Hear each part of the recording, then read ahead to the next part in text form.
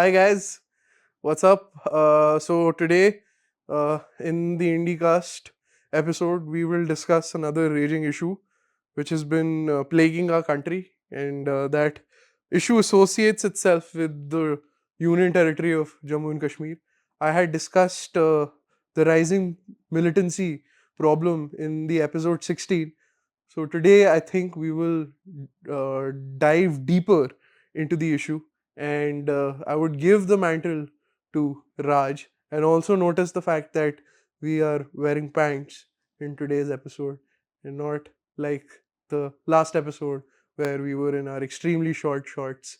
Anyway, Raj, go ahead. Hmm. Well, there have been a number of instances in the Jammu region over the last few days. Over a span of 48 hours, there were about four militancy related incidents. Just in Jammu or both in Jammu and In Kashmir? primarily the Jammu region, There was an encounter in Kulgam as well, right? Kulgam as That's well. in Kashmir. Yeah, that's southern Kashmir. Okay, So same region, the no, not exactly the same region, but it but can be presumed that peripheral areas of. it can be presumed that it was approached from the Understood. Jammu region. Understood. So now let's summarize things. An army patrol came under attack in Kathua. Now Kathua is a district that borders Punjab. So it is I would call it a basically a southern tip of the Jammu region. And now Reasi, Doda, Kathua, these areas have become sort of the newer hotspots of this new phase that the JNK situation is seeing now. There is a very evident, a very clear shift that the militancy and the terrorist activities rather have taken a southward shift from the Kashmir Valley to the Jammu region. And this is concerning on multitude of fronts because Kathua is very close to the Indian state of Punjab and Also Himachal Pradesh. Himachal Pradesh. Then there are what happens related to this issue is that there has been a improvement in the technology that is used during infiltration. Yes. There is evidence of some amount of local support to militants because the infiltration that is happening, it is happening through highly sophisticated encrypted apps like Telegram or Signal. Yes. So maybe some militants are coming on this side with some support of maybe some locals contacting their ISI handlers through Signal or Telegram. Hmm. So the challenges to security forces, intelligence agencies are immense because the issues that come up with such sophisticated communication devices are also very large. Yes. So what's happening now, I would speculate, as is a very logical speculation that any layman can also determine, is that the Kashmir Valley has seen the revocation of Article 370 with and a strong push from the government has come to first ensure peaceful Lok Sabha elections there, uh, intending to announce assembly elections there. The Kashmir Valley, by and large, because it has been troublesome in the past, has received a lot of security support, and the security apparatus, by and large, has been very well systematized in the Kashmir Valley. Hmm. There is manpower there, there is financial support over there. These resources are a bit thinned out when you come to the Jammu region. Yes. Yet parts of the Jammu region are like a key infiltration route also. Yes. So there is a dual disadvantage of sorts that we face with the Jammu region. A, that it's part of a key infiltration route proximate to the parts of POK and the international border, Yeah. and yet it's thinned out in terms of manpower, it's thinned out in terms of human intelligence networks, because many security forces officials have always had some amount of confidence even in the local population of Jammu. Hmm. There has been by and large this convention that militancy, it has enjoyed some local support in the valley but not so much in the Jammu region.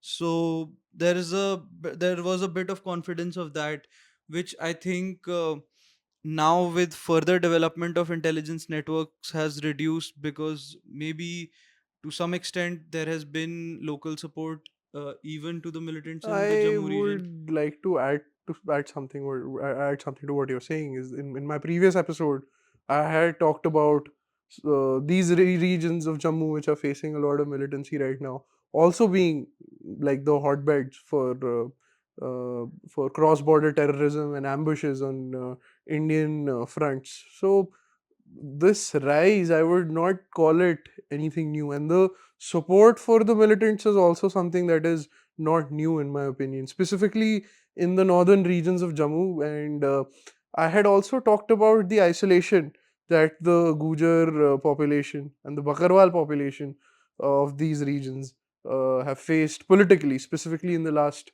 6 years. That could have been one of the key reasons for this sudden uptick, because there was a time where these populations were collaborating very well with the Indian state, but because of quote unquote the isolation that they faced in the last 6 years, I feel they have again gone back to certain elements of these societies have gone back to supporting the militants. Yeah. I had talked about the raids that used to happen from terrorists like Ilyas Kashmiri, who had infamously decapitated a soldier from the Maratha Light Infantry. I had mentioned this in the previous episode, and that had Right. happened in Jammu only. So, Jammu is no stranger to militant attacks and cross border terrorism, and a lot of times civilians have also been Yeah. targeted previously. Yeah, I think earlier there is speculation that there used to be an old route of militancy which used to be used by terrorists maybe in the 90s, Yeah, the Samba yeah, Kathua route, and maybe there has been a revival of that. okay, Now, when militants travel through these routes,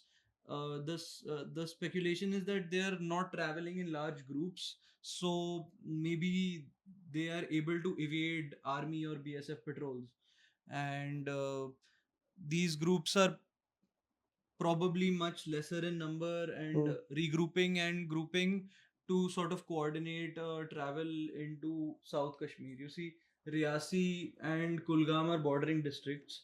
Kulgam is located to the north of Riyasi, so you can sort of coordinate routes through the Pir Panjal into the southern parts of Kashmir, which will be the, in the larger sense of things, the focus of these infiltrators and the ISI in general. understood.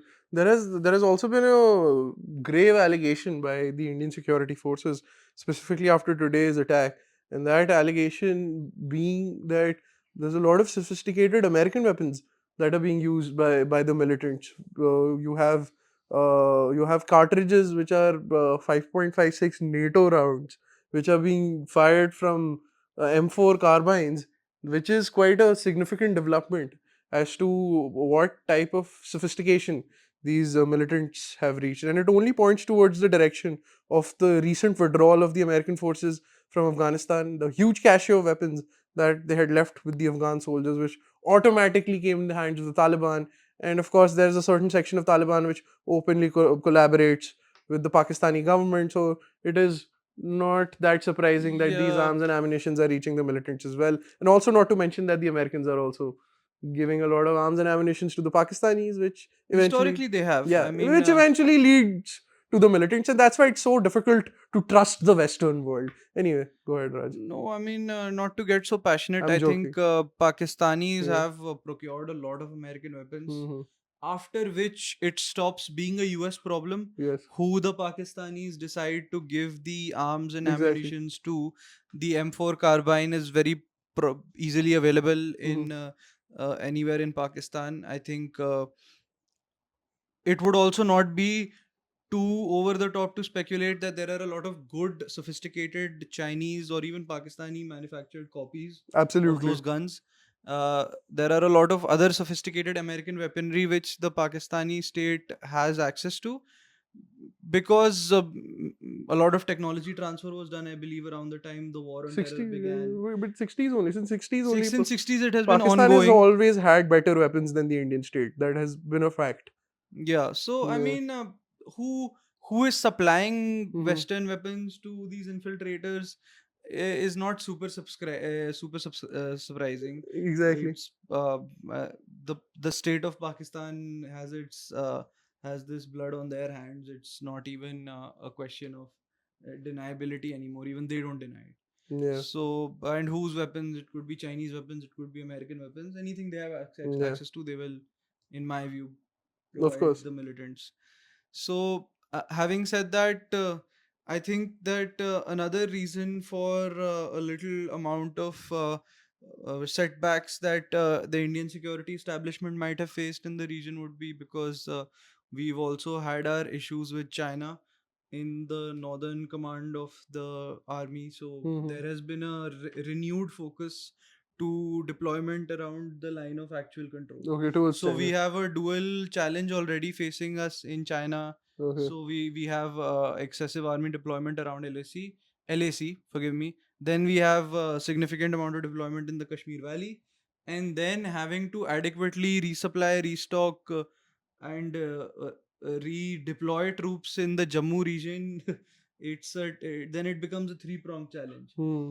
In addition to that, you have a rugged terrain, you have dense forests of Jammu, Hmm. you have international borders which, by sheer motivation of the infiltrators and by their will to attack the Indian state, it can be crossed.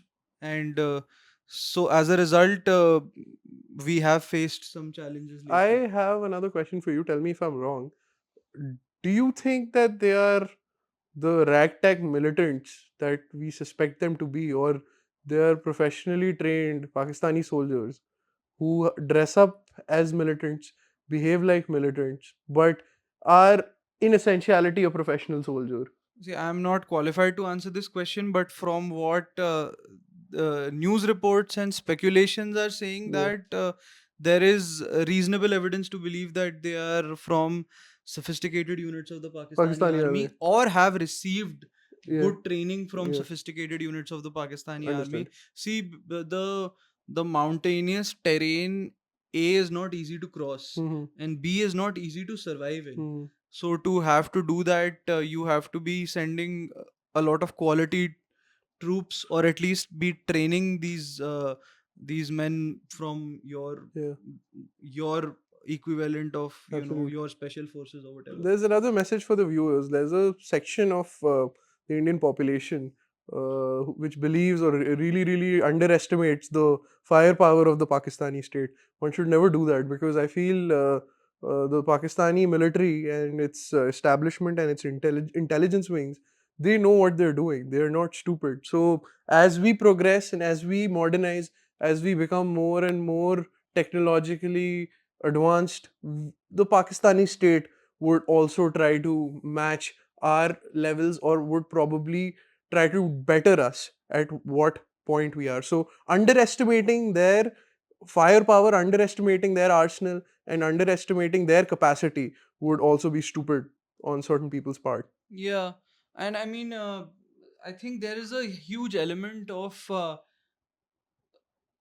an improvement in technology on part of the infiltrators. Yeah. I'm not saying that we are not equipped to deal with those technical Hmm. advancements, but I think there is an adjustment period that comes with it. Yeah. I think just 24 hours ago, I was reading it on the Indian Express that just last night, or Monday night was last night, Yeah. we're recording this on Tuesday. Mm. There was a drone that had been intercepted on the line of control, and the drone was suspected to be carrying weapons and ammunitions. So you sort of, not super complex technology, you sort of tie up and attach some weaponry and some small arms, some rounds to a drone, and you launch it across the border.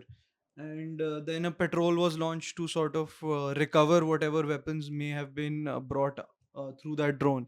Now this can become a huge challenge because if we don't develop sophisticated technologies to shoot down and prevent drones from being launched over that side of the border, more and more weapons, small arms, ammunitions can be launched across the border as many times as they want, That's because mhm. drone technology is not super expensive to acquire, and it's not super sophisticated to operate. That's what brings me to the next point. Recently, what, yesterday or today, our prime minister visited the Russian Federation to receive their highest Civilian award, civilian yes. award, and the funny part is that. the drone technology and the accessibility to drones and its procurement right now has been mastered by the Turkish state. The Pakistanis procured reasonable amounts of drone technology from this company called Bayraktar, and coincidentally, Bayraktar is a person who is a family. I'm sorry, which is related to the Turkish President Recep Tayyip Erdogan. In fact, Recep Tayyip Erdogan's son-in-law is from that family, and Bayraktar drones are considered to be the best and the cheapest in the market, and they played a key role in the devastation of the Armenian army in the Nagorno Karabakh conflict in 2020, and they also wreaked havoc in certain advancement of the Russians during the Ukrainian war. That raised a lot of goosebumps, specifically within the Indian state, as to how would we be able to counter this drone technology, because we were facing a lot of incursions from a lot of sophisticated drones, specifically on the western side of the border, and it's been happening for the past 5 6 years. Yeah. Now, this is where it gets very very fascinating, is because the Russians, during the course of the Ukrainian war, they were the only state to have developed a very very good technology. I don't know its name, I will attach its name down below, to counter the menace of such drones, so that they're not able to conduct their operations. So right now our prime minister is there in Russia, so I think this could also be in talks, and we could, like, acquire this technology from Russia. Yeah, I think there is a wide range of questions that Yeah, open up when we start talking about drone operations. We need definitely need to develop a sophisticated technology that can use shooting, that can effectively shoot down drones. Right now, I think every time we do shoot down drones, it happens to be a BSF or an army jawan who was exceptionally skilled at using the INSAS rifle, who was able to do it successfully. But I think we need a more certain and a more effective technology yes, for doing drone entry prevention. And I think when you go deeper into drone policy, there are civil peaceful uses also of drone technology. So I think reconnaissance. those questions, I think the government is answering those. This thing, I think, has become a priority. Yeah, Government is in fact also working on a drone policy, from what I understand. yeah, But having said that, drones present another challenge, because not only are they effective in delivering small arms and ammunition in the Jammu region, they can also lead to all types of smuggling. When you come down south, Punjab they can towards be Punjab. used for heroin and cocaine smuggling into Punjab. the state of Punjab. And southward, you never know what new kind of challenge emerges. So I think empowering uh, the the BSF and the army with the sophisticated drone management and drone entry prevention techniques, if that's a term, is a priority that should be really enhanced. Understood.